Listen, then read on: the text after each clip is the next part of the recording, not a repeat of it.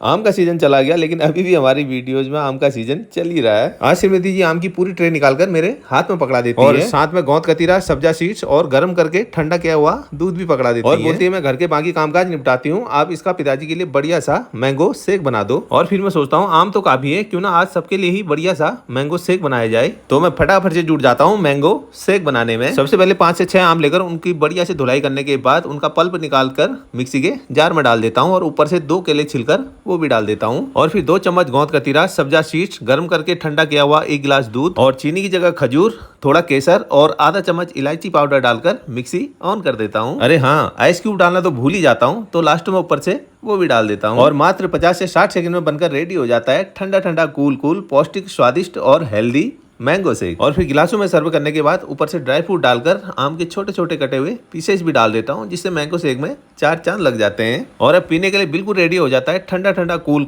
पौष्टिक, स्वादिष्ट और हेल्दी मैंगो शेक। और फिर जैसे गिलास में सर्व करके पिताजी को देने के लिए जाता हूँ तो कोको महाराज भी पधार जाते हैं और बोलते हैं मालिक आप रोज मैंगो शेक बनाते हो लेकिन मुझे कभी नहीं पिलाते, लेकिन आज तो आपको मुझे मैंगो शेक पिलाना ही पड़ेगा। लेकिन आज पिताजी बिना सवाल जवाब किए पूरा मैंगो शेक आराम से पी जाते हैं। और फिर 1 गिलास मैंगो शेक पिताजी को पिलाने के बाद आधा गिलास मैंगो शेक कोको महाराज को भी दे देता हूँ, तो कोको महाराज भी खुश हो जाता है। और फिर स्मृति जी और बेटे से कहता हूँ कि अब तुम लोग टेस्ट करके बताओ कि मैंगो शेक कैसा बना हुआ है। और फिर जैसे ही दोनों मैंगो शेक के एक एक घूंट मारते हैं तो दोनों के चेहरे के हाव भाव बता देते हैं कि मैंगो शेक काफी लाजवाब बना हुआ है। और फिर लास्ट में जैसे ही मैं भी 1 गिलास लेकर टेस्ट करता हूँ तो पहले घूंट में ही ऐसा लगता है मानो मुंह में स्वाद का खजाना घुल गया हो, यानी मेहनत सफल हुई।